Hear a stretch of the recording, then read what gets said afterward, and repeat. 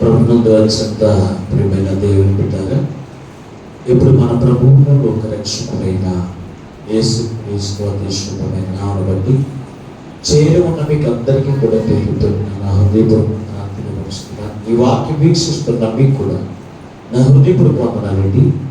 దేవుని మహాకృపను మరొక పర్యాయం దైవ సన్నిధిలోనికి నడిపించబడి దేవుని స్తుతించే గొప్ప వాక్యమును, దేవునితో సహవాసం చేసే కృపను, ఆయన మాటలు వినేటువంటి కృపణ పరిశుద్ధాత్మ దేవుడు మరొకసారి మనందరికి ఇచ్చినందుకు మనం ఎంతగానో ప్రభుని బట్టి స్తుతించవలసిన వారమే ఉన్నాం, అలాగనే ఘనపరచవలసిన వారమే ఉన్నాం.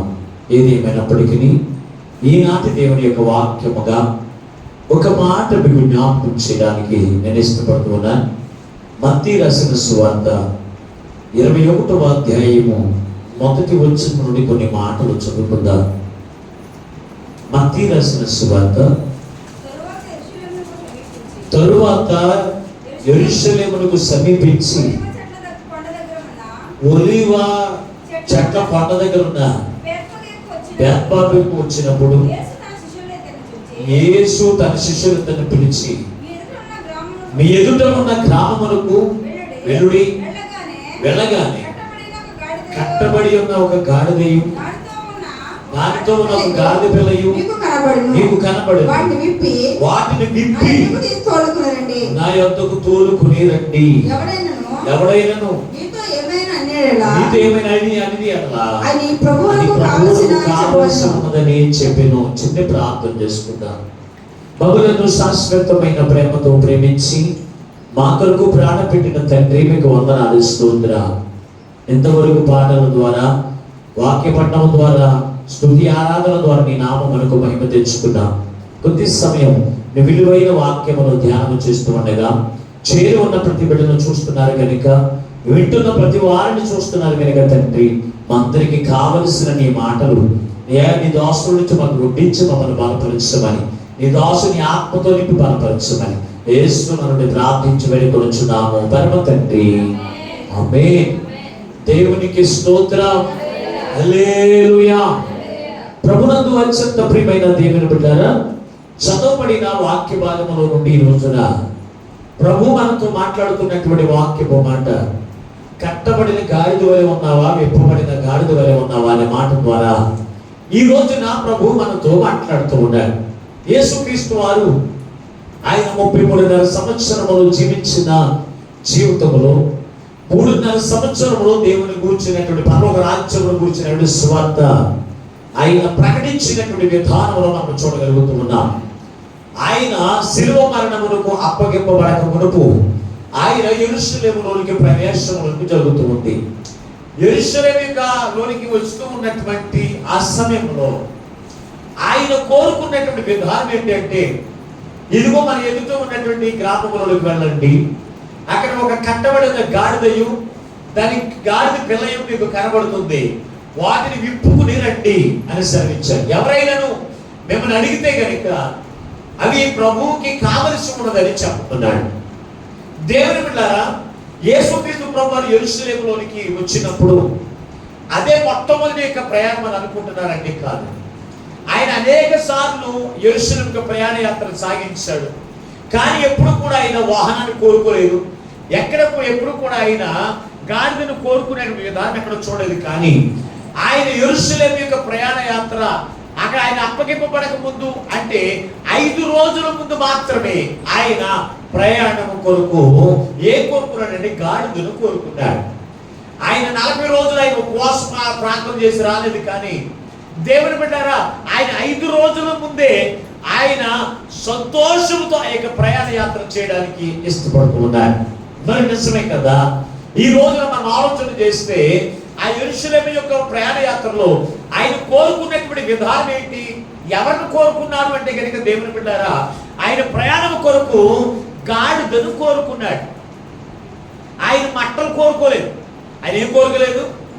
మట్టలు తీసుకురండి, నేను ప్రయాణం చేస్తున్నాను, ఆ మట్టలు తీసుకుని నన్ను ఊరేగించండి అని ఎప్పుడు కూడా ఆయన మట్టలు కోరుకోలేదు. దేవుని బిడ్డారా, ఆయన కోరుకున్నది ఏంటో తెలుసు అంటే, కట్టబడిన గాడిదను విప్పి తీసుకుని రండి అన్నాడు. కట్టబడిన గాడిదను విప్పు తీసుకుని రండి అన్నాడు. ఈ రోజున మట్టలో తీసుకురాలేదు, కట్టబడిన గాడిదను కూడా, అంటే ఇదివరకు మన సంఘం ఎలాగుండేది, చాలా ఉజ్జయంగా ఉండేది. ప్రతి ఒక్కరు కూడా ఈ మట్ల ఆదివారం రోజున ఒక్కొక్కరు పూలు గుచ్చుకుని మట్టలు తీసుకుని వచ్చేవారు. తీసుకుని ఎంతో సంతోషంగా దేవుని మందిరంలో ఒక పండుగ దినంగా చేసేవారు. ఈ రోజున పండగ మన హృదయంలో లేదు, మొఖాల్లో కూడా ఉండట్లేదు. ఎక్కడ ఉంటుంది? ఎక్కడ ఉంటుంది? ఎందులోనూ ఉండట్లేదు పండగ. మన మొఖాలు మన ఆత్మీయత దిగజారిపోతుంది, అంతే దిగజారిపోతుంది. కట్టబడిన గాడిద అంటే ఎందుకు మట్టలు తీసుకుని రమ్మన్నాను అంటే కనుక యేసుక్రీస్తు ప్రభువారిని మనం ఆ మట్టలు తీసుకుని ఊరేగడానికి నేను తీసుకుని రమ్మలేదు. పరిశుద్ధ గ్రంథంలో పాత నిబంధన కాలంలో పర్ణశాలల పండుగ జరిగేది. ఆ పండుగ దినంలో వారు ఏం చేసేవారు అంటే కనుక ఒక్కసారి మీరు పరిశుద్ధ గ్రంథంలో మీరు చూడగలిగితే నెహెమ్యా గ్రంథం 8వ అధ్యాయం 15వ వచనం చదువుకుందాం. నెహెమ్యా గ్రంథం 8వ అధ్యాయం 15వ వచనం. లేకుంటే కనుక లేవీకాండం 24:40 వచనం. ఏది సత్యం పర్వాలేదు.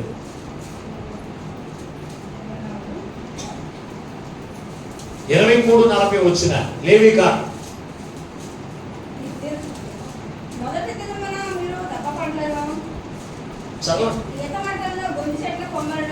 ఈత మట్లను, గొంజి చెట్లు, కొమ్మలను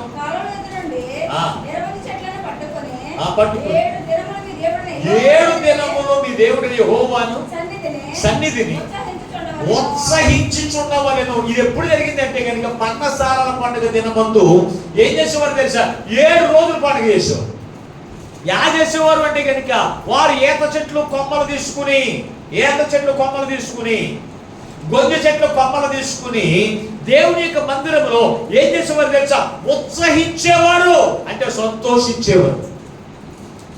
అంటే క్రీస్తుని బట్టి వారు ఏం చేసేవారంటే సంతోషించేవారు. ఈ రోజు క్రీస్తుని బట్టి సంతోషించే పనులు ఉండట్లేదు. లోకాన్ని బట్టి, లోకముల అలవాట్లను బట్టి, లోకము కోరికలు బట్టి సంతోషించే వారికి ఉంటున్నారు తప్ప క్రీస్తుని బట్టి ఆనందించాలనేటువంటి ఆలోచన చాలా మంది ఉండట్లేదండి. కానీ యేసు ప్రభువు అంటున్నాడు, ఆ యెరూషలేము యొక్క ప్రాంతం, యెరూషలేము యొక్క ప్రయాణ యాత్రకి ఆయన కోరుకున్నది ఏదో తెలుసు అంటే కట్టబడిన గాడిదను కోరుకున్నాడు. గాడిద ఆయన రాజులకు రాజు అయి ఉండి, ప్రభువులకు ప్రభు అయి ఉండి ఆయన కోరుకోవలసింది దేని అంటే కనుక ఆయన గుర్రాన్ని, అలాగే ఇంకేం కోరుకోవాలి? రథాన్ని కోరుకోవాలి. ఆయన వాటిని కోరుకోలేదండి. ఆయన అన్నాడు, ఇదిగో ఆయన దీనుడై దీన మనస్సు కలిగిన వాడై అంటున్నాడు. ఆయన గాడిద పిల్ల మీద ఆయన ప్రయాణం చేస్తూ ఉన్నాడంటున్న దేవుని ప్రవచన గ్రంథంలో నెరవేర్చడానికి ఆయన ఆ పని చేస్తూ ఉన్నాడు. జకర్యా గ్రంథం 9వ అధ్యాయం 9వ వచనం యొక్క ప్రవచనాన్ని నెరవేర్చడానికి ఆయన గాడిదను కోరుకున్నాడండి. దేవుని యొక్క వాక్యమును ఏది కూడా కొట్టివేయడానికి కాదు, దేవుని యొక్క ప్రవచనాన్ని నెరవేర్చడానికే ఆయన ఈ లోకం వరకు వచ్చాడు. కానీ ప్రవచనాన్ని కొట్టివేయడానికి ఆయన రాలేదండి. ఒకటి, ప్రవచనం నెరవేర్చడానికి ఆయన గాడిదను కోరుకున్నాడు. రెండవదిగా చూస్తే ఆయన గాడిదను కోరుకోవడానికి గల కారణం ఏంటో తెలుసు అంటే గాడిద సమాధానములకు సాదృశ్యంగా ఉంది. గాడిద సమాధానమునకు సాదృశ్యంగా ఉంది. యేసుక్రీస్తు సమాధానకర్త అని లోకానికి తెలియజేయడానికి ఆయన గాడిదను కోరుకున్నాడు. ఈ లోకానుసారంగా చూస్తే గాడిద అపవిత్రత కలిగినది, అపవిత్రమైన జంతువు. అపవిత్రమైన ఏది కూడా పరలోక రాజ్యంలో ప్రవేశం ఉండదండి. అది పరలోక రాజ్యంలో ప్రవేశం ఉండదు. అంటే యెరూషలేము యొక్క ప్రయాణ యాత్ర చేయాలంటే, ఈ గాడిద యెరూషలేము యొక్క ప్రయాణం చేయాలంటే క్రీస్తును ధరించుకునేదిగా ఉండాలి. ఈ గాడిద పరిశుద్ధమైన స్థలంలో ప్రవేశం లేదు. దానికి గల కారణం అక్కడ మనం చూడగలిగితే పరిశుద్ధ గ్రంథంలో ఎందుకు ఇది అపవిత్రమైనది మనం చూడగలిగితే ఆదికాండంలో మనకి చాలా స్పష్టంగా కనపడుతుంది. ఆదికాండం 22వ అధ్యాయం 5వ వచనం చదువుకుందా. ఆదికాండం 22వ అధ్యాయము. తన పరివారంతో మీరు గాడిదలు ఇక్కడ ఉండండి, నేను ఆ చిన్నవాడును అక్కడికి వెళ్ళి దేవునికి మొక్కి మరలా మీ వద్దకు వచ్చేది అని చెప్పేనే చాలు. ఒక్కగాని ఒక కుమారుడు ఇస్సాకుని దేవుడని యెహోవా అబ్రహాముతో అడుగుతున్నాడు, ఓ అబ్రహామా, నీ ఒక్కగాని ఒక కుమారుడిని నాకు బలి ఇచ్చే అన్నాడు. అంటే క్రీస్తుని ప్రేమిస్తున్నాడా లేకపోతే దేవుడిచ్చిన కొడుకుని ప్రేమిస్తున్నాడని తెలుసుకోవడానికి అడిగాడు ఆ మాట. అంటే అతడు అబ్రహాము దేవుని కంటే దేవుని కూడా ఎక్కువ ప్రేమించిన వాడు, దేవుని కంటే తనకిచ్చిన కుమారుని కావచ్చు, బిడ్డని కావచ్చు, కుటుంబాన్ని కానీ, ఎవరిని కూడా పనులు కానీ ప్రేమించిన వాడు ఎవరో తెలుసా? అబ్రహాం. అయితే అంటున్నాడు, ఇదిగో నీ ఒక్కగానే ఒక కుమారుడు నాకు బలి ఇచ్చామన్నప్పుడు ఆ బలి ఇవ్వడానికి పశువులు కావాలి. ఆ బలి ఇవ్వడానికి పశువు ఎవరో తెలుసా అంటే తన కుమారుడు ఇస్సాకు. అలాగే ఆ బలిని కాల్చడానికి కట్టెలు కావాలి కనుక ఆ కట్టెలు తీసుకుని ఏం చేస్తాడో తెలుసా? ఆ గాడిద మీద వేసి ఎక్కడ తీసుకుని వెళ్ళాడో తెలుసా? మోరియా పర్వతం దగ్గర తీసుకుని వెళ్ళాడు. ఆ పర్వతం దగ్గర తీసుకువెళ్ళినటువంటి అబ్రహాము ఎక్కడ బలి ఇవ్వాలి? ఆ బలి పశువుని బలిపీఠం మీద బలి ఇవ్వాలి కనుక ఆ బలిపీఠం దగ్గర తీసుకువెళ్ళడానికి ఆ యొక్క గాడిదను ఆ పనివారిని మీరు ఎక్కడే ఉండండి అని చెప్పి ఆ కట్టెలు తీసుకుని తన కుమారుడి యొక్క తల మీద వేసి ఏం చేస్తాడో తెలుసా? అక్కడ తీసుకుని బలి ఇచ్చాడు. అంతేకాని అపవిత్రమైన గాడిదను ఎక్కడ తీసుకుని వెళ్ళదు తెలుసా? పరిశుద్ధమైన స్థలంలోనికి దాన్ని తీసుకుని వెళ్ళలేదు. పరిశుద్ధమైన స్థలంలో తీసుకుని వెళ్ళలేదు దేవుని బిడ్డలారా. ఆ గాడిద, ఈ గాడిదను పరిశుద్ధమైన స్థలంలోకి ప్రవేశింపచేయడానికి యేసుక్రీస్తు ప్రభువారు నీ కొరకు నా కొరకు కూడా ఆయన బలి పశువై ఏమంటాడు తెలుసా? పేతురు రాసిన మొదటి పత్రిక 1:18 అంటాడు, ఇదిగో మిమ్మల్ని విడిపించడానికి ఇదిగో వెండి బంగారం వంటి క్షయ వస్తువులతో కాకుండా నేను దేనితో మీ కట్లు విడిపించానంటాడు తెలుసా? పరిశుద్ధమైనది నిష్కపటమైన రక్తముతో నేను మీ కట్లను విడిపించాను అంటున్నాడు దేవుని బిడ్డలారా. ఆయన మాత్రమే మన కట్లను విడిపించడానికి ఆయన బలి పశువుగా వధించబడినటువంటి వాడిగా ఉన్నాడు. ఆయనే మన కట్లను విడిపించడానికి నీ కొరకు నా కొరకు అయినా ఆయన ఏమైపోయాడు తెలుసా? బలిగా అర్పించబడిన వాడిగా కనపడుతున్నాడు దేవుని బిడ్డలారా. మీరు ఆలోచన చేయండి. ఈ రోజున ఆయన మన కట్లను విడిపించడానికి ఆయన చూస్తూ ఉంటే మనం ఇంకా ఏ కట్లతో కట్టబడి ఉన్నామో తెలుసా? ఏ కట్లతో కట్టబడి ఉన్నామో తెలుసా? ఒక్కసారి మీ పరిశుద్ధ గ్రంథంలో మీరు చూడగలిగితే కీర్తన గ్రంథము 32వ కీర్తన 9వ వచనం చదువుకుందా? 32వ కీర్తన 9వ వచనం. గుర్రముల వలెనైనను కంచెల గాడిదవైనను మీరు ఉండవద్దు, అవి మీ దగ్గరికి తేబడినట్లు వాటి నోరు వారితోనూ కళ్ళెముతోనూ బిగింపవలెను. గాడిద అపవిత్రమైనటువంటి జంతువు. ఎందుకో తెలుసా? దాన్ని నోరిప్పితే ఏమవుతుంది? నోరిప్పితే కప్పు. నోరిప్పితే కప్పు. అలాగే మనుషుల యొక్క నోరిప్పితే కూడా కప్పే. ఒక్కొక్కరు మాట్లాడతారు దోషకరమైన మాటలు, ఒకరు మాట్లాడతారు అపవిత్రమైన మాటలు, ఒకరు మాట్లాడతారు అబద్ధాలు కలిగిన జీవితం కలిగిన మాటలు. ఈ మాటలన్నీ ఇప్పుడు కప్పు కలిగిన నోరుతో పరలోక రాజ్యానికి ప్రవేశం ఉంటుందా? క్రీస్తు యొద్దకు మనం వెళ్ళాలి అంటే మనము మన నోటిని ఏం చేయాలో తెలుసా? కళ్ళముతో కట్టేసుకోవాలంట. ఈ రోజున క్రీస్తు రక్తము చేత విమోచించబడుతున్నావు, కానీ నీ నోటిని కట్టుకుంటున్నావా? ఆలోచన చేశారా? తినే విషయంలో కట్టుకోరు. డాక్టర్ గారు అంటారు షుగర్ పేషెంట్ని మనసులో తిండి చచ్చిపోతాం అంట. అసలు మాట్లాడండి వాళ్ళ కొంతమంది మాట్లాడి చచ్చిపోతే చచ్చిపోయాలి తినేస్తానంట. నేను నరకానికి వెళ్ళిపోయినా పర్వాలేదు, కానీ నేను నోరు కట్టుకోను. నా నోరు ఇంతే, నేను ఇలాగే మాట్లాడతాను. ఇదేం చూపండి? నువ్వు ఎవరిని ధరించుకున్నావో తెలుసా? క్రీస్తును ధరించుకున్నావనే సంగతి నువ్వు గుర్తెరగా. మట్టలు పట్టుకుని ఊరేగుతున్నావంటే, మట్టలు పట్టుకుని వీధిలోకి వెళ్తున్నావంటే నీలో ఎవరు కనపడాలి తెలుసా? ఎవరు కనపడాలి? క్రీస్తు కనపడాలి. దోషకురాలు కనపడకూడదు, తాగుబోతులు కనపడకూడదు, పేకాటరాయుడు కనపడకూడదు, వ్యభిచారి కనపడకూడదు. దేవుని బిడ్డలారా, నీవు మట్ట పట్టుకుని నువ్వు లోకానికి వెళ్తుంటే నువ్వు ఎవరు కనపడాలో తెలుసా? నీలో యేసు క్రీస్తు, నేను నీతిమంతుని ధరించుకున్నాను, నేను నీతిమంతురాలని, నిన్ను లోకానికి పరిచయం చేసుకోవాలి. అది ఉందండి నీకు. యేసు ప్రభు వారు నేను నీతిమంతుడని చెప్పుకోవడానికి మీరు నీ బట్టలు పట్టుకుని అక్కడ ఊరేమని చెప్పలేదు, కానీ ఆయన నీతిమంతుడని ఆ ప్రజలందరూ కూడా ఏం చేస్తున్నారు తెలుసా? జయనాదాలు చేస్తున్నారు. ఆయన రాజులు రాజు నీతిమంతుడైన అని ఆయన గురించి అందరూ కూడా సాక్ష్యం ఇస్తున్నారు కదా. యేసు ప్రభు వారికి నీతి లోకంలో ఉన్న వారందరికీ కూడా తెలుసు. నీ నీతి కూడా లోకస్తులకి తెలుసు, నీ ఇరుగు పొరుగు వారికి తెలుసు, నీ గ్రామస్తులకి తెలుసు, నీకున్నటువంటి బంధువులకి కూడా తెలుసు కదా. అటువంటిప్పుడు నువ్వు మట్ట పట్టుకుని వెళ్ళాలంటే నీకు ధైర్యం ఉండాలి. ధైర్యం ఉండాలంటే నువ్వు ఎలా ఉండాలి? నీతిగా బ్రతకాలి, నీతిగా ప్రవర్తించాలి, నీతిగా మాట్లాడాలి.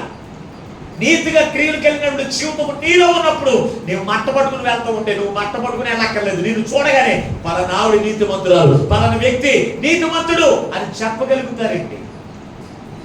అందుకంటున్నాడు గాడిద వలె మీరు ఉండవద్దు అన్నాడు. అక్కడ బుద్ధి లేని గాడిద వలె ఉండొద్దు అన్నాడు. దేవుని బిడ్డారా, గాడిద నోరిప్పితే ఎలాగైతే కొప్పు.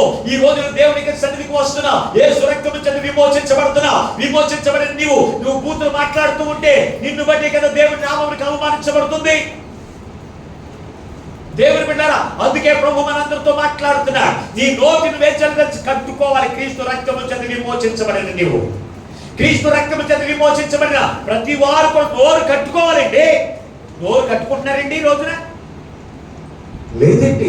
ఇష్టం వచ్చినట్టు మాట్లాడుతూ ఉంటారు, ఇష్టం వచ్చినట్టుగా మాట్లాడుతూ ఉంటారు, ఇష్టం వచ్చినట్టుగా శాపం వచ్చినట్టు పలుకుతూ ఉంటారు, ఇష్టం వచ్చినట్టుగా దోషకరమైన మాటలు మాట్లాడుతూ ఉంటే ఇంకా నిన్ను బట్టి దేవుని నామం ఎలాగ మహిమపరచబడుతుందో ఈ రోజున పరిశీలన చేశారా? అందుకే ప్రభు ఈ రోజున మనందరితో మాట్లాడుతున్నాడు. సుమా, ప్రభు మనందరితో మాట్లాడుతున్నాడు. సుమా, మళ్ళీ మనం పరిశుద్ధ గ్రంథంలో చూడగలిగితే ఈ 107వ కీర్తన 10వ వచనాన్ని కూడా మీరు చూడగలిగితే ఒక చక్కని మాట రాశాడండి. మీరందరూ కూడా ఎలా ఉన్నారు చూడండి ఒకసారి. దేవుని ఆజ్ఞలకు లోబడక మహోన్నత తీర్మానములకు తృణీకరించినందున బాధ చేతను ఈనప కట్ల చేతను బంధించబడిన వారై చీకటిలోను మరణాంధకారములోను నివాసము చేయు హృదయమును ఆయన ఆయాసము చేత కృంగజేయును. వారి కూడి ఉండగా సహాయకుడు లేకపోయిను.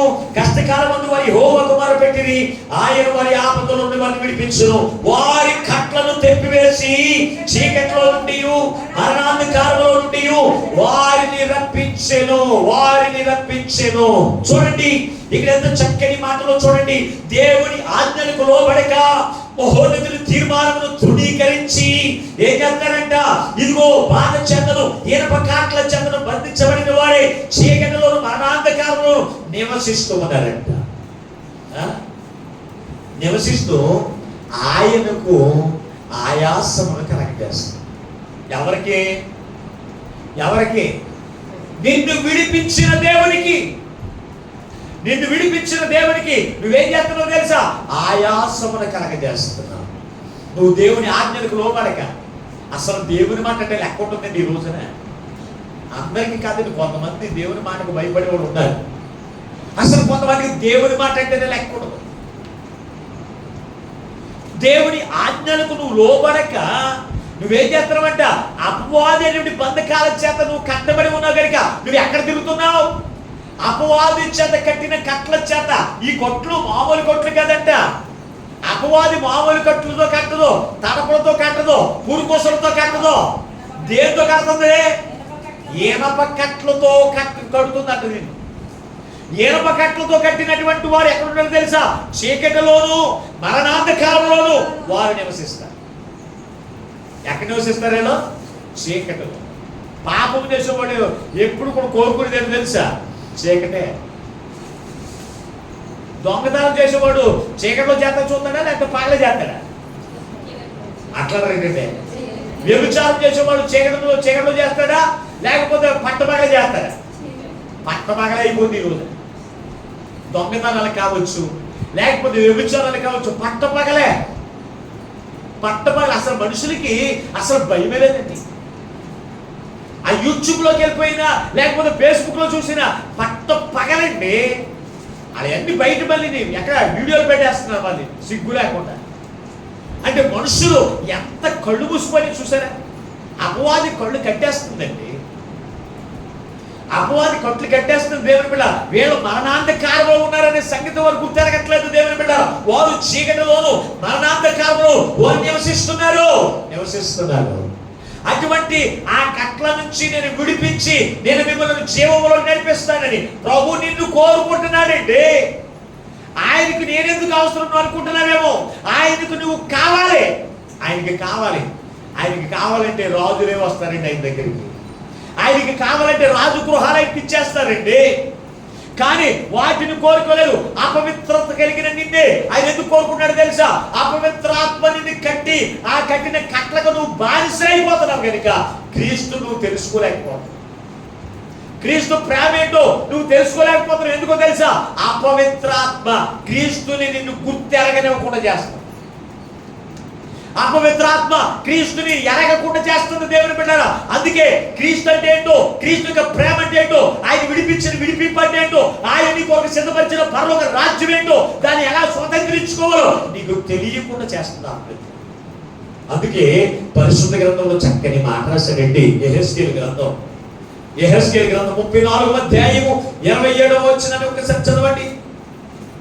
యెహెజ్కేలు గ్రంథం 34వ అధ్యాయము 27వ వచనం.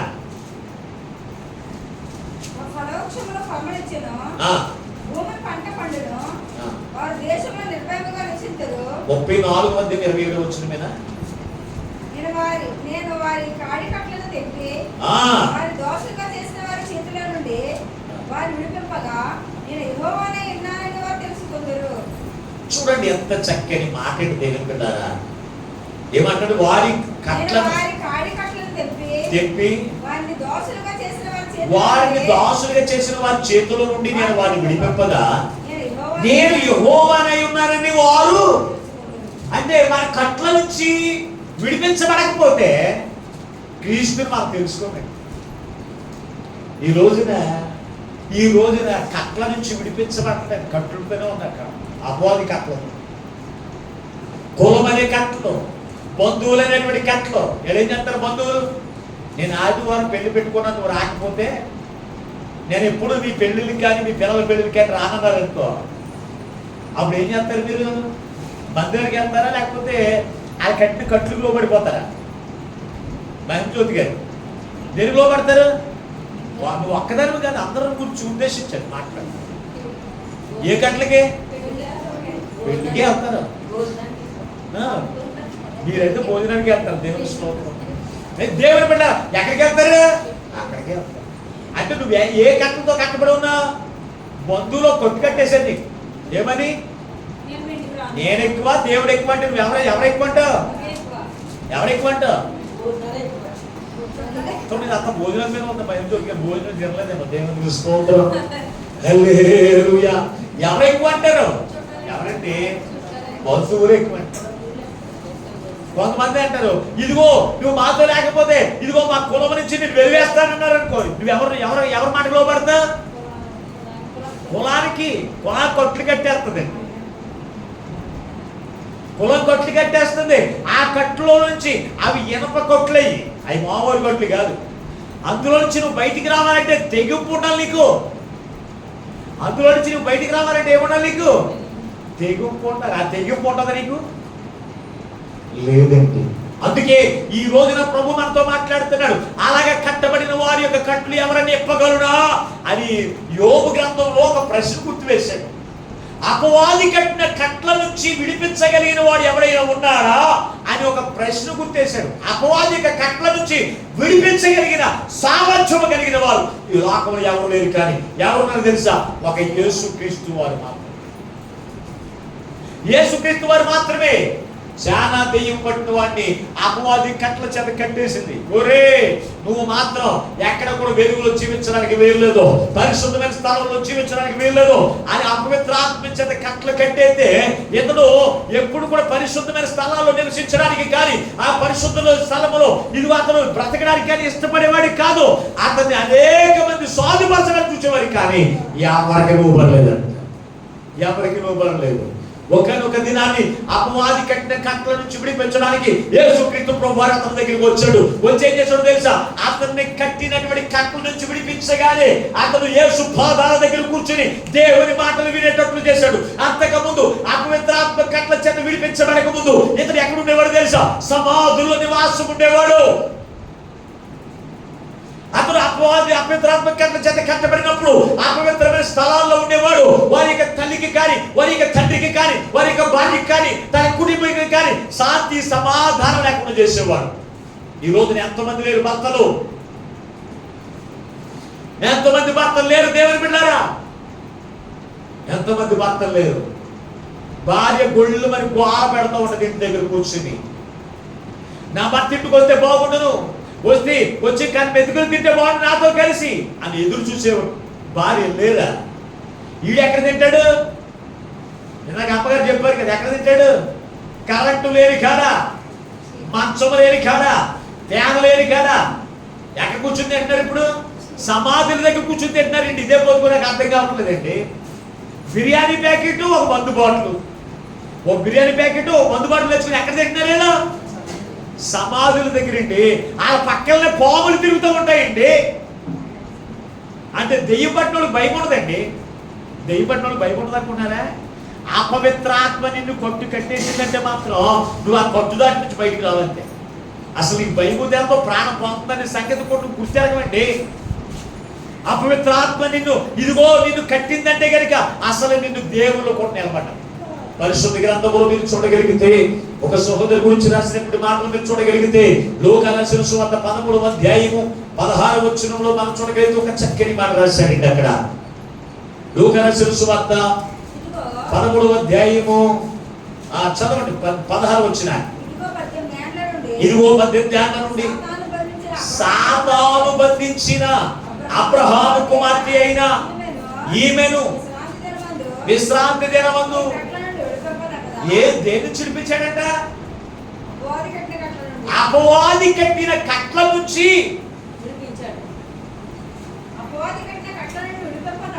విడిపింప తగదా? అంటే అపవాది ఏం చేసింది? ఇవని కట్టేసింది. నేను చెప్పట్లేదండి, అపవాది కట్టిన కట్లకి పైకి కనపడవు. భూత వైద్యులు కట్టిన కొట్లు కనపడతాయి తప్ప, భూత వైద్యులు కట్టిన కొట్లు కనపడతాయి తప్ప అపవాది కట్టిన కట్లు కనపడవు. కులస్తులు కట్టిన కొట్లు కనపడవు. అలాగే బంధువులు కట్టిన కొట్లు కనపడవు. ఇవి కనపడతాయండి మాస్టర్ గారికి కానీ ఎవరికన్నా కనపడవు. కానీ అపవాది కట్టిన కట్లకు లోబడిపోతారు. వాటి చెప్పునే చేస్తారు.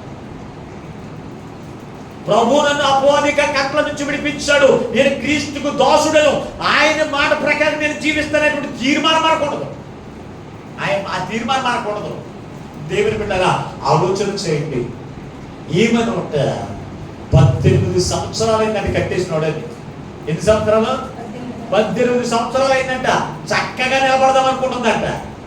నిలబడినంత అపవాది పరలోక సంబంధమైన విషయాలు తెలుసుకోవడానికి, పరలోక సంబంధమైన సంగతులు తెలుసుకోవడానికి ఆమె చక్కగా నిలబడదాం అనుకుంటుంది. అసలు పైకి చూడనిచ్చేది కదా. అంటే దెయ్యం పరలోక సంబంధమైన విషయాలు నేను గ్రహించడంతో ఎప్పుడు చూసి ఈ లోక సంబంధమైన వాటినే గ్రహించేటట్లు చేస్తాను.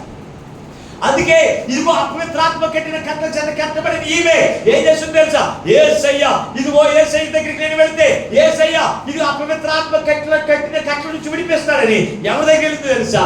యేసు ప్రభువు దగ్గర. అపవిత్రాత్మ కట్టిన కట్ల చేత కట్టబడిన వారు క్రీస్తులో నిలబడలేరు అనుకుంటారు. దేవుని పంచాంతం అనుకుంటారు, చేయనివ్వరు. దేవుళ్ళు బాధపడదాం అనుకుంటుంది అనుకుంటారు కానీ బాధపడనే ఉందో. దేవుళ్ళు పాట పడదామని అనుకుంటారు కానీ పాట పడనే ఉందో.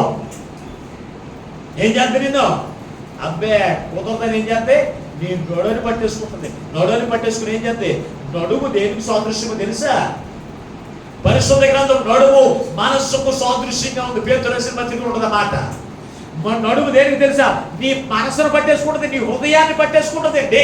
నీ హృదయాన్ని కట్టేస్తుంది. కట్టేస్తే నీ హృదయం కఠినమైపోతుంది దేవుని పని చేయడానికి. దేవుని బిడ్డలారా ఆలోచన చేయండి. నేను అడిగినాన్ని సేవకుల సమస్య మందిరం జరిగింది. ఆ మందిరంలో నేను వాటర్ టీలకి నేను వెళ్తానే, చికెన్కి నేను వెళ్తానే, గ్యాస్ అయిపోతుంది గ్యాస్కి నేను వెళ్తుంటే ఇక్కడ ఉన్న పాస్టర్లు అందరూ అనుకుంటారు నేను బయటికి వెళ్ళినప్పుడు ఒక షర్ట్ మార్చుకుంటాను. పాస్టర్ దగ్గర ఒక షర్ట్ వేసుకుంటాను, బయటికి వెళ్ళినప్పుడు ఇంకో షర్ట్ వేసుకుంటాను. అదేంటండి ఇంకొక ఎవరో ఒక టీ షర్ట్ వేసుకుని వెళ్తున్నాడు, మీ తమ్ముడేంటి ఆయన అని అడుగుతున్నాను. అంటే లోపలికి వచ్చిన పాస్టర్గా కనపడుతున్నారు. మరి బయటికి ఈ లోపు వచ్చి భవానీ లేకపోతే పనిలో వచ్చి అంటున్నారు, ఇదిగో అయ్యగారు మరి ఇది లేదండి అంటారు. ఇక్కడ ఎవరిని తీసుకొస్తాక ఏమైనా ఉన్నాయి? గణేష్ గారు మార్పించేద్దాం అనుకున్న పని. మరి వాళ్ళ అమ్మగారు ఎక్కడ తిడతారని వదిలేసాను. ఆయన ఉంటానన్నాడు దేవుని పనిలో. అంటే తల్లిదండ్రులు ప్రోత్సహిస్తేనే నేను అక్కడ ఆ పని చెప్తాను. నేను పిల్లలకి డైరెక్ట్గా నేను పని చెప్పను. ఖచ్చితంగా పిల్లలకి పని చెప్పను. తల్లిదండ్రులు ప్రోత్సహిస్తేనే. ఈ రోజున దేవుని మందిరంలో పలానా కార్యక్రమం ఉంది, ఓ నా కుమారుడు వెళ్ళి నువ్వు దేవుని పని చేయి, దేవుడిని దీవిస్తాడని పంపిస్తే దేవుని పనులు వాడుకుంటా. లేకపోతే నేను అన్ని పనులు చేయగలను. నేను ఎన్ని పనులు? అటు పాస్టర్ పని చేస్తాను, అటు దేవుళ్ళు ఏ పని అయినా సరే అది వాయిద్యములు వాయించే విషయంలో కావచ్చు, దేవుని మందిరం మందిరం కడిగే విషయంలో కావచ్చు, ఏ పనైనా చేస్తారు. ఎందుకంటే సిగ్గుపడ అవసరం దేవుని పని చేయడానికి. ఎందుకో తెలుసా? దేవుని పని చేయడానికి మనం సిగ్గుపడితే దేవుడు నిన్ను పరలోక రాజ్యం ఒప్పుకోవడానికి సిగ్గుపడతాడు నేను గురించి. అందుకే దేవుని బిడ్డలారా, అయితే దేవుడు నిన్ను అద్భుతంగా దేవుడు జరిగించుకున్నాడు కార్యక్రమం. అద్భుతంగా ఎవరు ఊహించిన విధంగా దేవుడు జరిగించుకున్నాడు కార్యక్రమాన్ని. ఎందుకో తెలుసా? ఎందుకు నేను ఈ మాట చెప్తున్నాను తెలుసా? ఇదిగో ఏమనంట, దేవుని పనులు నిలబడతానికి నిలబడిన తల్లిదండ్రులు అపవిత్రాత్మ కట్టేసింది. కట్టేసి యేసుప్రభు మరొక దినాన్ని ఆమె దగ్గరికి వచ్చాడు. వచ్చి ఏం చేశాడు? ఆమెతో చెప్తున్నాడు. అందరూ అడుగుతున్నారు, ఇదిగో ఆమెను ఎందుకు ఆదివారం ఎందుకు స్వస్థపరిచావు, అపవిత్రాత్మ నుంచి ఎందుకు విడుదల కలిగజేసావంటే యేసుప్రభు మాట్లాడుతున్నాడు. ఆయన అంటున్నాడు, ఇదిగో ఈమెను కూడా అబ్రహాము యొక్క కుమార్తె, ఈమె అపవిత్రాత్మ చేత కట్టబడిన ఇదిగో కట్ల నుంచి విడిపిస్తే నన్ను ఎందుకు అడుగుతున్నారు అని అడుగుతున్నారు. దేవుని బిడ్డలారా, ఎవరైనా సరే ఇదిగో ఆ గాడిద యొక్క కట్టలు విప్పితే ఇదిగో ఎవరైనాను ఎందుకు ఇప్పుతున్నవాడితే అది ప్రభువుకి కావలసి ఉందని చెప్పండి అన్నాడు. ప్రభువుకి కావలసి ఉందని చెప్పమన్నారు. దేవుని బిడ్డలారా, ఈ రోజున ఇదిగో నిన్ను నన్ను కూడా యేసు ప్రభువుని విడిపించడానికి గల కారణం తెలుసా? నిన్ను నన్ను కూడా ఆయన కోరుకున్నాడండి. ఆయన ఎవరైనా నన్ను కోరుకోవడానికి అంటే నిన్ను కలగజేసిన సృష్టికర్త ఆయనే. ఆయన ఆత్మను ఉంచిన ఆయనే. ఆయన రూపమును కలగజేసిన ఆయనే. నిన్ను ఏం చేస్తాడు? కోరుకుంటూ ఉంటే ఆయన కోరుకుంటూ ఉంటే ఆయన దగ్గరికి వెళ్ళాలి. మనం ఎవరు కోరుకుంటా? దెయ్యాన్ని కోరుకుంటాం. నరకానికి తీసుకెళ్ళిపోయి దెయ్యాన్ని కోరుకుంటాము తప్ప దేవుని కోరుకోమండి. ఎవరు కోరుకుంటా? నరకానికి తీసుకెళ్ళిన యేసుప్రభు వారిని బరబ్బానే పెట్టారు పక్కన. మీరు ఎవరిని కోరుకుంటారో కోరుకోండి. ఈయన మీ అందరికి అద్భుతాలు చేసిన దేవుడు, మీ అందరికి ఆశ్చర్య కార్యాలు చేసిన దేవుడు ఈయన. ఇదిగో ఈయనేమో ఈ పక్కన ఉంటాడు. ఇతను బందిపోడు దొంగ. ఏం చెప్తాడు తెలుసా పిలాతు? ఇతను బందిపోడు దొంగ. ఇదిగో మీరు ఇతను అనేక మందిని చంపేసినోడు, అనేక మంది ప్రాణాలు తీసినోడు. వీళ్ళందరూ చెరుకో పక్కన ఉన్నారు. ఎవరు కోరుకుంటారు? కోరుకోండి. ఎవరు కోరుకున్నారు? ఎవరు కోరుకున్నారండి? మాట్లాడండి. మీరు కాదు, వాళ్ళు ఎవరు కోరుకున్నారు చెప్పండి. పోనీ ఎవరు కావాలి? మాకు దొంగే కావాలి. దొంగలనే కోరుకుంటాం. దోచుకునేవాడు కావాలి మనకి ఎవరు కావాలి? ఆరోగ్యం దోచుకునేవాడు, సంతోషాన్ని దోచుకునేవాడు, ఆశీర్వాదాలు దోచుకునేవాడు, అదే కావాలి మనకి. అలాగే ఇక్కడ మనం చూడగలిగితే దేవుని బిడ్డలారా, ఇదిగో ఈమెను విడిపించితే అంటున్నాడు. ఈమె కట్ల నుంచి విడిపిస్తే అసలు మీరు అలగడుగుతున్నారయ్యా. ఆమె ఆ కట్ల నుంచి విడిపించబడిన కుమార్తె ఎక్కడ ఉందో తెలుసా? అపవిత్ర ఆత్మ కొట్టులు కట్టేసిన 18 సంవత్సరాల నుంచి కూడా దేవుని మందిరాన్ని వదలలేదు. ఈ రోజు అపవిత్ర ఆత్మని కడితే దేవుని మందిరంలోనే కనపడదు. ఆమె 18 సంవత్సరాలు నోడని కట్టేసింది. హృదయానికి కడతానికి లేదు అవకాశం. దానికి హృదయం అనండి దేవుడే. ఒక్కొక్కరి చేతులు కట్టేస్తుంది, ఒక్కొక్కరికి నోరు కట్టేస్తుంది, ఒక్కొక్కరికి గొంతు కట్టేస్తుంది, ఒక్కొక్కరికి చేతులు కాళ్ళు కట్టేస్తుంది అపవిత్రాత్మ. ఒక్కొక్క చేతులను పనిచేస్తుంది అపవిత్రాత్మ. ఈమెకు నడుముకుపోయిందంటే నడువని జొబ్బట్టేసుకుందాం అనుకుంటాం, కానీ దెయ్యం పట్టుకుందాం వాళ్ళు ఎవరుంటారు? ప్రియమైనటువంటి వాళ్ళారా, ఈ రోజు అందుకే ప్రభు మనతో మాట్లాడుతున్నాడు. సుమా, అపవిత్రాత్మ చేత కట్టబడిపోయినటువంటి ఈమె చక్కగా నిలబడనెత్తలేదండి. ప్రభు ఆమెను ఏం చేశాడు తెలుసా? విడిపించాడు. అందుకే అపవిత్ర ఆత్మ కట్ల చేత కట్టబడిన ఈమెను అన్నాడు అక్కడ చాలా స్పష్టంగా. అపవిత్ర ఆత్మ కూడా మనం ఏం చేద్దంట? కడపదే. వెళ్ళొద్దు, దేవుని మందిరానికి వెళ్ళొద్దు, నువ్వు పాటలు పాడొద్దు, నువ్వు దేవుని పని చేయొద్దు. కళ్ళు ఎర్ర చేసేస్తా ఉంటుంది. మళ్ళీ దెయ్యాలంటే మాట్లాడుకుంటారా? ఒక్కొక్కళ్ళు దూరేం చేస్తే కళ్ళు ఎర్ర చేసేస్తారండి. ప్రియమైనటువంటి వాళ్ళారా, ఒక్కసారి మీరు ఆలోచన చేయండి. కట్టబడిన గాడిద ఏం చేయబడింది తెలుసా? అపవిత్రాత్మ చేత కట్టబడిన గాడిద చేత ఇదిగో దాన్ని ప్రభు కోరుకున్నాడండి. ఈ రోజున నిన్ను నన్ను కూడా కోరుకుంటే ఈ రోజున ఆ కట్టబడిన గాడిదను విడిపించమని ఎవరికి? శిష్యుడికి అప్పగించాడు. శిష్యుడికి ఏమన్నాడు? ఆ అక్కడ పలానా ఎదుట ఉన్న గ్రామంలోకి వెళ్ళండి, అక్కడ కట్టబడిన గాడిద పిల్ల కట్టబడి ఉంటాయి, వాటిని విప్పి తోలుకుని రండి. విప్పమన్నాడా కట్టమన్నాడా? విప్పమన్నాడా కట్టమన్నాడా? నిజం చెప్పండి, విప్పమన్నాడా కట్టమన్నాడా? ఈ రోజున ఇప్పుతున్న ప్రభు యొక్క శిష్యులైన వారు కడుతున్నారు. మీకు అర్థం అవడానికి చదువుతున్న వాక్యంలో చూడండి ఒకసారి. అపోస్తలుల కార్యముల గ్రంథం 23వ అధ్యాయం 20 వచ్చిన. అపోస్తలుల కార్యముల గ్రంథం 23వ అధ్యాయం 20 వచ్చిన ఒకసారి చదువుకుందాం.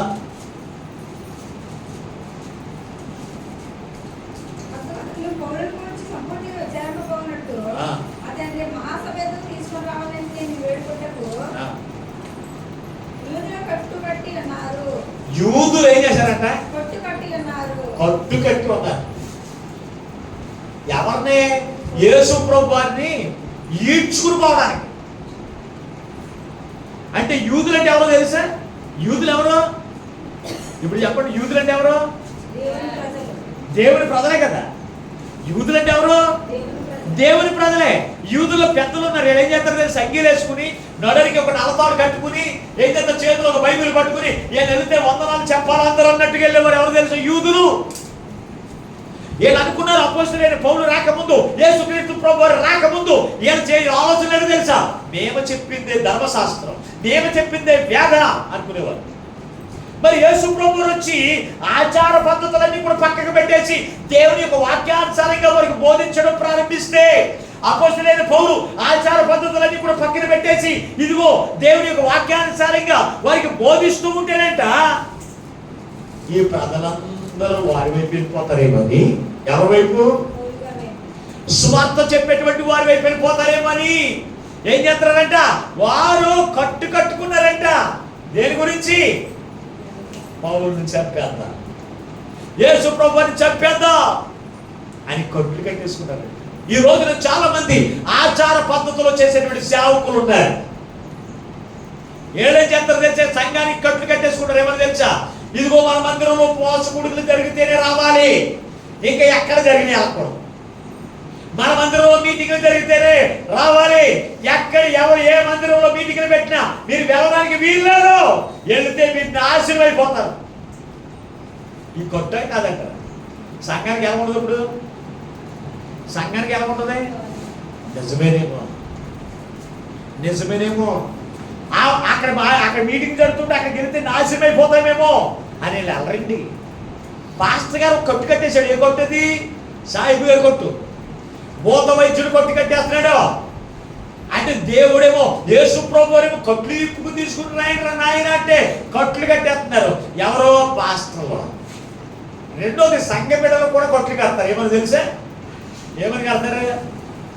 యేసు ప్రభువారిని అనుసరించిన వారు యేసు ప్రభువారి శిష్యులైతే, యేసు ప్రభువారిని అనుసరించిన వారు యేసు ప్రభువారి శిష్యులైతే, పాస్టర్ గారిని అనుసరించిన విశ్వాసులు కూడా పాస్టర్ గారికి ఏమై ఉన్నారు? మీరు శిష్యులే కాదా? శిష్యులేనా? శిష్యులు ఏం చేయాలి? గురువు గారు చెప్పింది చేయాలి. అవునా లేదా? మాస్టర్ చెప్పింది స్కూల్కి వెళ్ళిన వాళ్ళు చేస్తారా చేయరా? రేపు పొద్దున్న అబ్బాయి ప్రాజెక్ట్ వర్క్ చేసి రాకపోతే రేపు పొద్దున్న తోలు తీసేస్తాను అంటాడు మాస్టర్. అప్పుడు అది చేయకపోతే ఏం చేస్తాడు? మాస్టర్ చెప్పింది వాళ్ళు చెయ్యాలి. అబ్బాయి నేను పెళ్లికి వెళ్ళాను, పేరంటాలకి వెళ్తానని ఊరుకుంటాడా? అలాగే దైవజనుడు చెప్పినట్లు చేయవలసిన బాధ్యత ఎవరిది? సంఘం. ఈ రోజున మీరు కూడా ఏం చేయాలి? ఇదిగో అపవిత్రాత్మ చేత కట్టల చేత కట్టబడిన వారిని కూడా దేవుని సన్నిధికి తీసుకుని రండి అని చెప్తే, అసలు మీరు ఎవరైనా తీసుకొచ్చారండి? మాట్లాడండి. ఎవరైనా తీసుకొచ్చారా?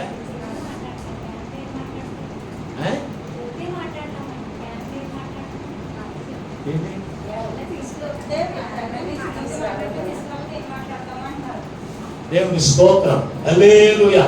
ఎవరు తీసుకుని రావాలి? అపవిత్ర ఆత్మ. ఎలా కొట్లు కడతారు అది కూడా చెప్తున్నాను. ఎవరన్నా వస్తే తీసుకొస్తే రామ్మంటే వస్తానంటారు.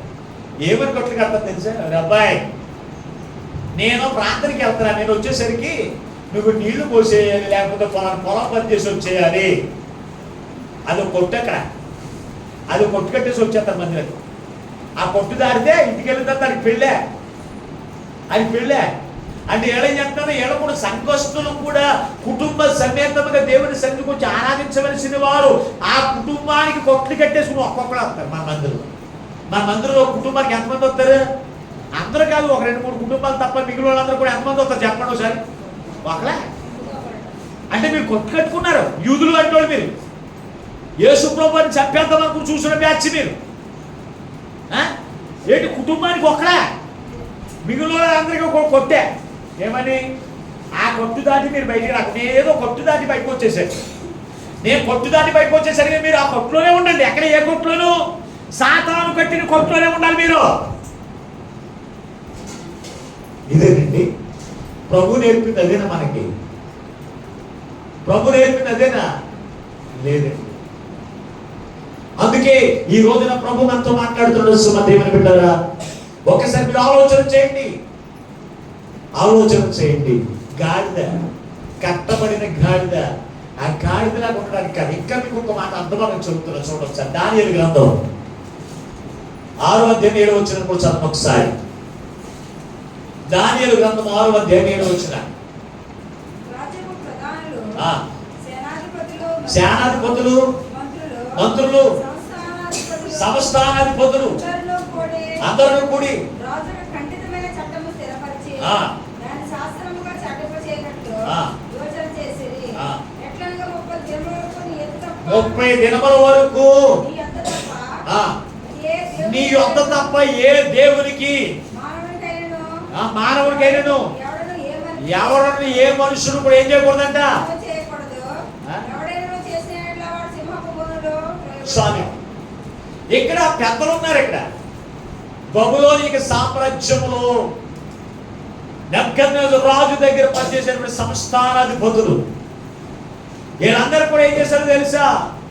ఏదో ఒక కట్టి కట్టారు. ఏమని తెలుసా? ఇదిగో మీలో ఎవరైనాను ఏ దేవునికి కూడా మీరు ఏం చేయకూడదు? నమస్కారం చేయకూడదు.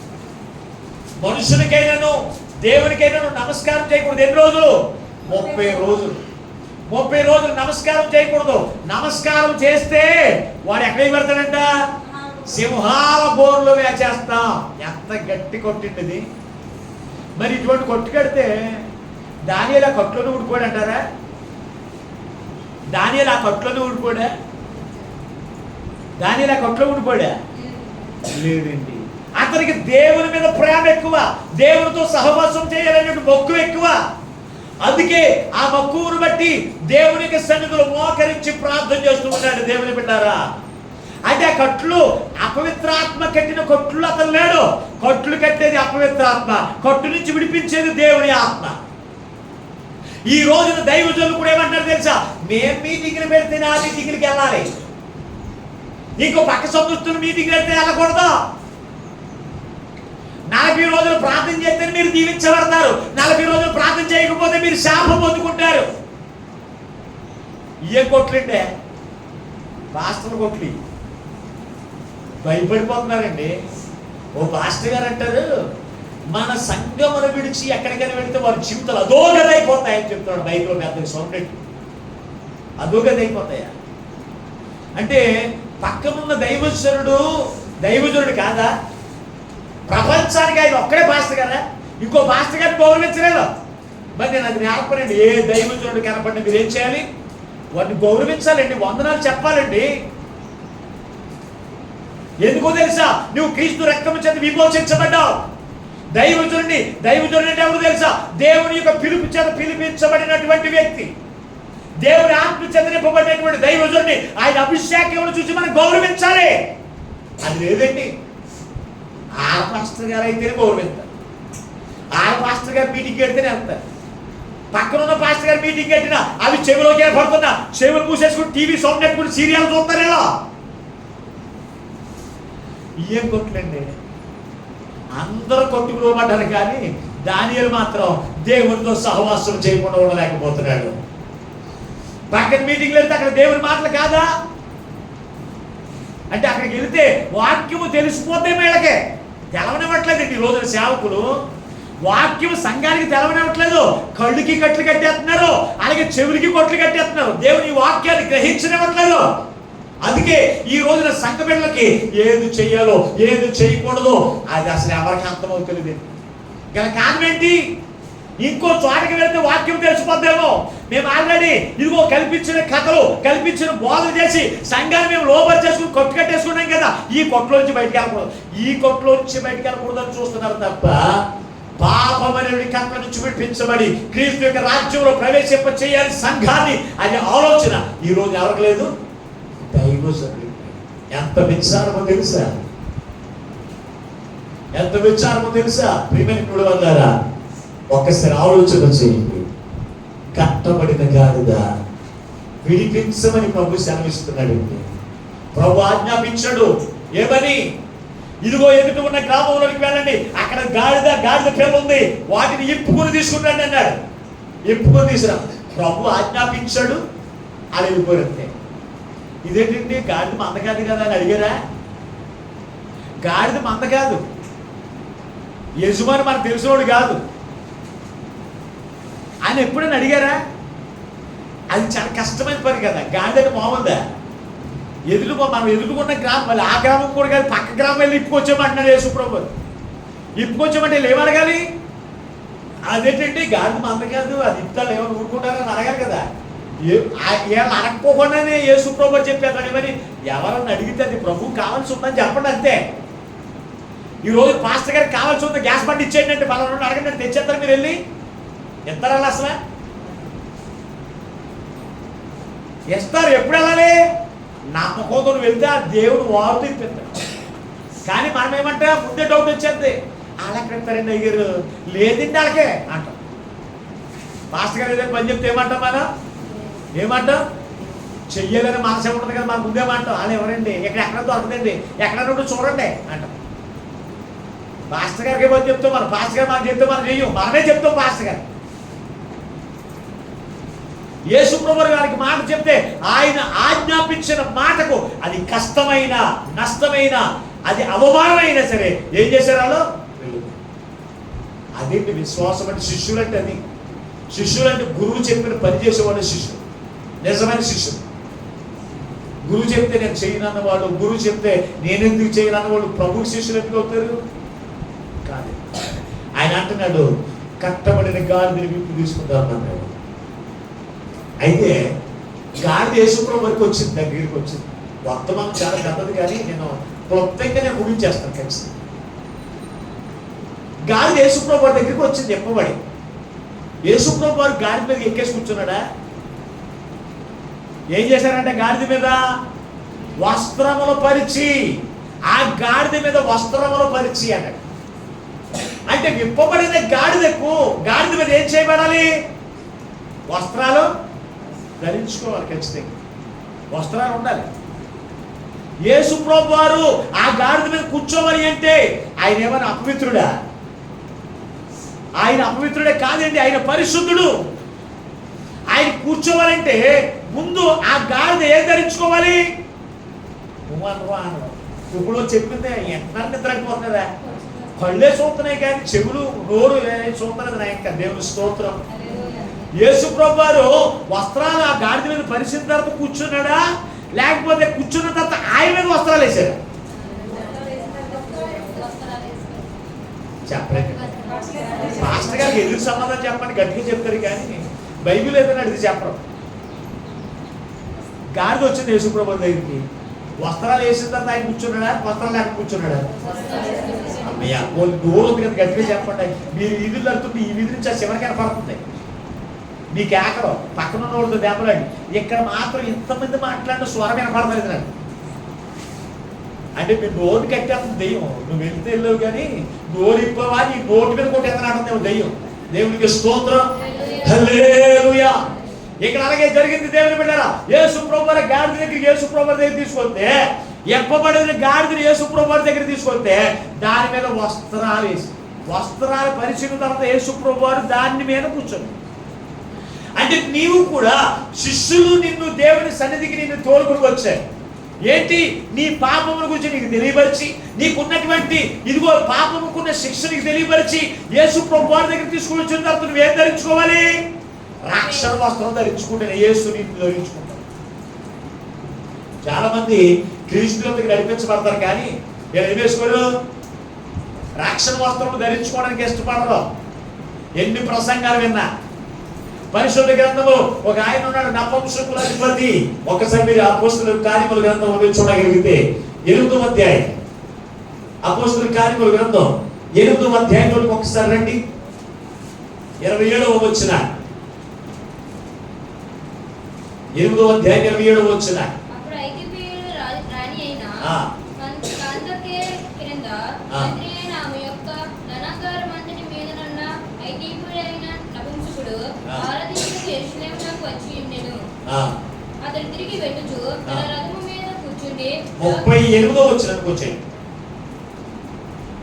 వారు త్రోవలో వెళ్ళుచుండగా నీళ్లు ఉన్న చోట వచ్చినప్పుడు నపుంసకుడు, ఇదిగో నీళ్లు, నాకు బాప్తిస్మిచ్చుటకు ఆటంకమేమని అడిగి రథము నిలుపమని ఆజ్ఞాపించెను. పిలుపు నపుంసకుడు ఇద్దరు నీళ్లు దిగిరి.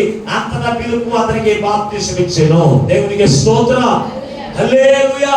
ఇక్కడ మనం చూస్తే ఇక్కడ మనకి ఒక వ్యక్తి కనపడుతున్న, నపుంసకుల అధిపతి. ఐథియోపియా దేశానికి ప్రధానమంత్రి దగ్గర ఉన్నటువంటి ప్రధానమంత్రిగా ఉన్నటువంటి ఎవరు? నపుంసకుల అధిపతి ఉన్నాడు. ఇతడు దేవుని మాటలు విందామని యెరూషలేముకి వెళ్ళాడంట. యెరూషలేముకి దేవాలయంలోకి వెళ్ళాడు. వెళ్తే అక్కడ వాక్యం ద్వారా తృప్తి చెందలేదు. వాక్యం ద్వారా తృప్తి చెందలేదు. అతను తిరిగి వచ్చేస్తున్నాడంట. తిరిగి వచ్చి నేను పలానా చోటకి వెళ్ళాను, వాక్యం ద్వారా తృప్తి కలగలేదని ఒక యెషయా గ్రంథాన్ని కొనుక్కున్నాడు. కొనుక్కుని అతను రథం మీద వచ్చేస్తూ ఉండగా దేవుడని ప్రభువైన యేసుక్రీస్తు వారు అతను చెప్తూ ఉన్నాడు, ఇదిగో ఇదిగో పిలుపు, ఇదిగో నపుంసకుడు రథం మీద వెళ్తున్నాడు, అతనికి వాక్యములు బోధించవయ్యా అన్నాడు మధ్యలో. అంటే పిలుపు దేవుని ఆత్మ చేత రథంతో సమానంగా పరిగెత్తుకుంటూ వెళ్తున్నాడు. నువ్వు చదువుతున్నది నీకు అర్థమవుతుందా అని అడిగాడు. అడిగితే ఇతను అన్నాడు, త్రోవ చూపించేవాడు లేకపోతే నాకు ఎలా తెలుస్తుంది ఇది మార్గం అని చెప్పాడు. అని రథం ఆపేశాడు. ఆపేసి ఆ పిలుపుని నాకు త్రోవ చూపించినప్పుడు ఆ పిలుపుని రథం ఎక్కించుకున్నాడు. అక్కడ వాక్యమును అతనికి బోధించాడు. పిలుపు బోధిస్తే ఆ వాక్యమును విన్నాడు. విన్న తర్వాత అతనికి ఏమొచ్చింది తెలుసా? హృదయము తన యొక్క పాపమునకు పశ్చాత్తాపం కలిగింది, మారు మనసు వచ్చేసింది. నీళ్లున్న చోట ఆపేశాడు. టాక్మని రథం ఆపేసి ఆపేసి ఏమన్నాడు తెలుసా?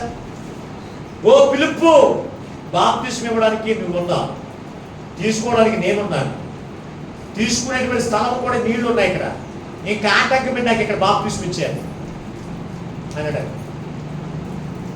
ఎన్ని ప్రసంగాలు విన్నాడంటారు? ఈ నపుంసకుల అధిపతి ఎన్ని ప్రసంగాలు విన్నాడు? ఒకటే కదా, ఒకటేనే కేవలం విన్నాడా? మీరు తీసుకోకపోయినా పర్వాలేదమ్మా, సమాధానం చెప్పండి. ఒక్క ప్రసంగమే విన్నాడు అతను. ఆ ఒక్క ప్రసంగం విని అతని హృదయం కదిలించబడింది. నేను ఇంటికి వెళ్ళి పరివేశం తీసుకుంటాను, మహారాణి పరివేశం తీసుకుంటాను అన్నాడా? రాణి ఏమనుకుంటే నాకెందుకు, రాజ్యముల వాడు ఏమనుకుంటే నాకెందుకు, క్రీస్తు నా హృదయమును దర్శించాడు. నేను ఇప్పుడు ఏం చేయాలి? రక్షణ వస్త్రాన్ని ధరించుకోవాలనుకున్నాడు. అంతే, తీసేసుకుంటాడు. ఆ మాస్టర్ గారు నాకు వెళ్తాను అనుకున్నాడా? మరి నేను యెరూషలేము మందిరానికి వెళ్తాను, అక్కడే బాప్తిజం తీసుకున్నాను అనుకున్నాడా? చెప్పండి. ఓ సహోదరునికి ఉంది, యెరూషలేము బాప్తిజం తీసుకుందాం అనుకుందంట. ఆవిడ వెళ్దాం అనుకుంది, డబ్బు ఉంది, బాగానే ఉంది, ఆయుష్కాలం లేదు, ముందే చచ్చిపోయింది. యెరూషలేము వెళ్ళే బాప్తిజం తీసుకుంటుందంటే యేసుప్రభువారి దగ్గర. యేసుప్రభువారు ఎక్కడ తీసుకుంటారు, అక్కడే తీసుకుందాం అనుకుందంట. ఈమె కొన్ని రోజులు అయిద్దరికి, ఒక నెల అయినప్పటికీ ఇంకా ప్రయాణ యాత్ర పెట్టుకుంటుంది, దగ్గర చచ్చిపోతుంది, పూటికి మంది చచ్చిపోతుంది. అక్కడే తీసుకోవాలి. మరి ఈ నపుంసకుడు అధిపతి యెరూషలేము మందిరానికి వెళ్ళేవాడు పిలుపు దగ్గర వాక్యం ఎందుకు విన్నాడు? మరి ఈ రోజు విశ్వాసులు ఇదిగో ఎన్ని మందిరంలో వాక్యం వినాలి, ఎన్ని మందిరంలో పాస్టర్ గారితో ప్రార్థన చేసుకోవాలి. ఇవన్నీ ఈ కొట్లు, ఆ కొట్ల నుంచి మనం బయటకు వచ్చేయాలండి ఖచ్చితంగా. క్రీస్తుని కూర్చిన సువార్త ఎక్కడ వినపడుతుందో మనం వినాలి. 100 మాత్రం పలుకుతూ ఉండి ఈ స్కూల్లో వినపడుతూ ఉండి, ఇంకో స్కూల్లో 100 మాత్రం పలుకుతూ ఉంటే ఇది 100 మాత్రం కాదని చెప్పేసి వెళ్ళిపోతున్నావా? దాంతో ఏకీభవించట్లేదా? మరి ఈ రోజున క్రైస్తవులకి ఇదేం జబ్బు? దేవుని బిడ్డరా, చాలా జాగ్రత్త అండి. వాక్యమును చాలా జాగ్రత్తగా ఆలోచన చేయాలి. ఆయన అంటున్నాడు, యేసుక్రీస్తుని ఆయన ఆ గాడిద ధరించుకోవడానికి ఆమెకు ఆ గాడిదకు వస్త్రము పరచవలసి వచ్చింది. అప్పుడు యేసు ప్రభువారు ఆ గాడిద మీద, ఆ గాడిద యేసు ప్రభువుని ఎప్పుడు ధరించుకుందో తెలుసా? వస్త్రమును ధరించుకున్న తర్వాత యేసు ప్రభు వారు ఆ గాడిద మీదకి ఎక్కాడు. ఈ రోజున నీవు కూడా రక్షణ అనే వస్త్రము ధరించుకుంటేనే క్రీస్తు అనేటువంటి పరిశుద్ధాత్మ అభిషేకమును నువ్వు పొందుకోగలుగుతావు. ఆయన నీ మీదకి వస్తాడు. అంతేకాని లేకపోతే నువ్వు తట్టుకోలేవు. ఈ గాడిద యేసు ప్రభు యొక్క భారం చాలా నవ్వుతా పోసేస్తున్నాడు. యేసు ప్రభు కూర్చున్నాడని చెప్పేసి ఆ గాడిద ఏడితే వెళ్తుందా? ఏం చేస్తుంది? నవ్వుతే వెళ్తుందండి. అంటే యేసు ప్రభు వారు బరువుగా ఉంటాడా, తేలిగ్గా ఉంటాడా? మాట్లాడరేకండి. యేసు ప్రభు వారు బరువుగా ఉంటాడా, తేలిగ్గా ఉంటాడా? యేసు ప్రభు వారు ఎలా ఉంటాడా? బరువుగానే ఉంటాడండి. యేసు ప్రభు వారు తేలిగేం కాదు. ఇప్పుడు ఉన్నవాళ్ళు మా అయితే ఒక 50 కేజీలు 60 కేజీలు ఉంటారు. అప్పుడు ఉన్నటువంటి కాలంలో బక్కగా ఉన్నా కానీ ఎన్ని కేజీలు ఉండేవారు తెలుసు? 100 కేజీలు ఉండేవారు. యేసు ప్రభు యొక్క బరువు కూడా ఇంచుమించుగా 100 కేజీలే. దేవుని బిడ్డలు ఒక్కసారి ఆలోచన చేస్తే ఆయన అంటాడు పరిశుద్ధ గ్రంథంలో మత్తయి రాసిన సువార్త 11వ అధ్యాయం 29వ వచనం అంటాడు, నా బరువు తేలికగాను నా కాడి సులువుగా ఉంటుందంట. అంటే యేసు ప్రభు వారిని భరించడం మనకి చాలా తేలికండి, కానీ మనం కష్టంగా భావిస్తాం. ఎందుకో తెలుసా? ఇదిగో నీ రక్షణ వస్త్రముల విలువేంటో క్రీస్తు యొక్క అభిషేకం నీలో వస్తే ఆయన భారాన్ని ఆయన పోసుకుంటాడండి. నువ్వు పోయక్కర్లేదండి,